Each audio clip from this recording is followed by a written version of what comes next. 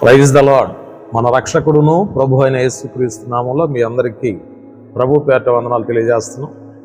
Daily మన్నా అనే ఈ కార్యక్రమం ద్వారా దేవుని వాక్యాన్ని ప్రతి ఉదయం అందిస్తూ ఉన్నాం.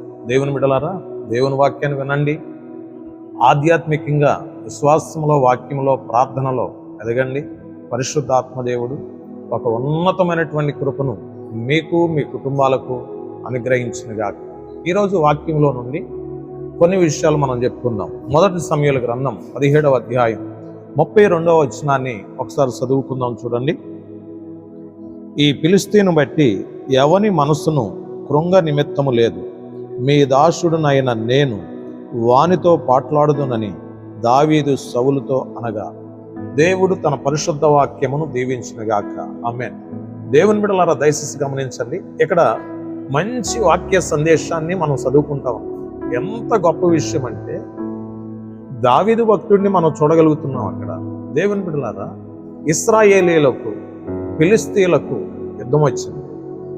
ఫిలిష్తీయుల్లో నుండి సున్నతి లేనటువంటి గొల్యాతు ఇశ్రాయేలీయులకు ఛాలెంజ్ చేస్తున్నాడు. మీలో ఎవరైనా నన్ను ఓడించగలరా? మీలో ఎవరైనా నన్ను ఎదిరించగలరా?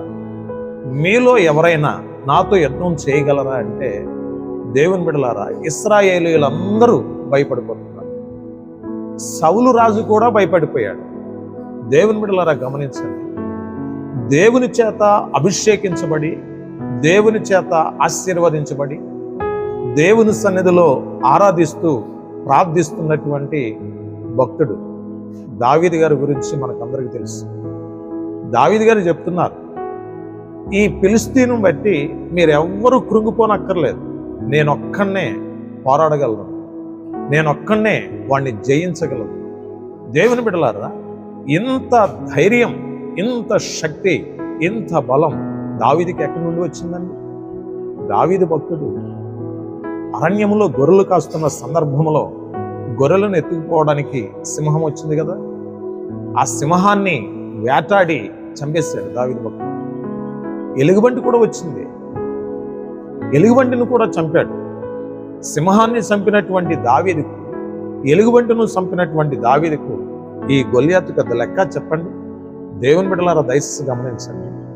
మన గృహాల్లో, మన కుటుంబంలో ఒక్కడు ధైర్యవంతుడుంటే, ఒక్కడు ప్రార్థనా యోధుడుంటే, ఒక్కడు వాక్యము తెలిసిన వ్యక్తి ఉంటే కుటుంబాన్ని కాపాడగలడు. దేవుని బిడ్డలారా, గమనించండి.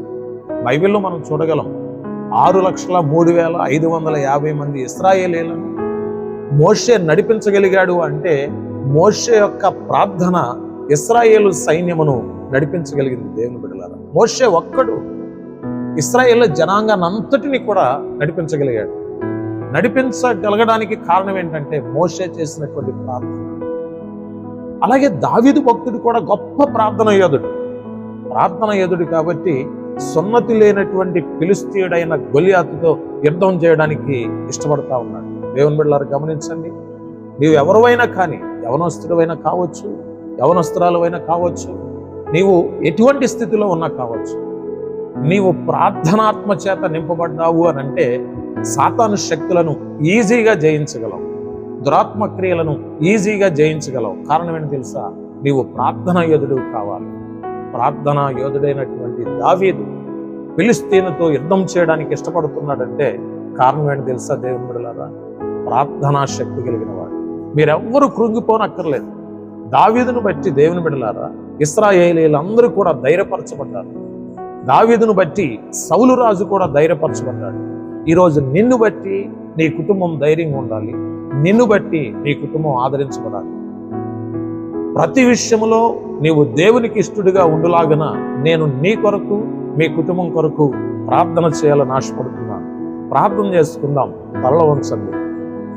మహాపరిశుద్ధుడైన తండ్రి, మీ పరిశుద్ధమైన, ఉన్నతమైన, శ్రేష్టమైన గణనామానికి వందనాలు, స్తోత్రాలు.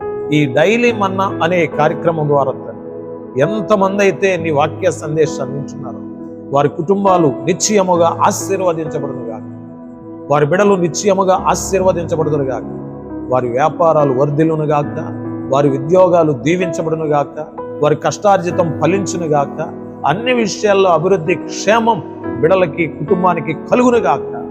ప్రతి కుటుంబంలో దావీదు లాంటి ధైర్యవంతులను లేపండి ప్రభువా. దావీదు లాంటి ప్రార్థన యోధులను లేపండి తండ్రి. నీ సేవకునిగా ఈ ఉదయకాల సమయంలో ప్రతి ఒక్కరిని దీవిస్తున్నాం. ఈ ప్రార్థన స్వీకరించి సహాయం చేసి నడిపించు. యేసు పరిశుద్ధ నామములో ప్రార్థన చేసి వేడుకొనిచున్నాం తండ్రి. ఆమేన్. God bless you all.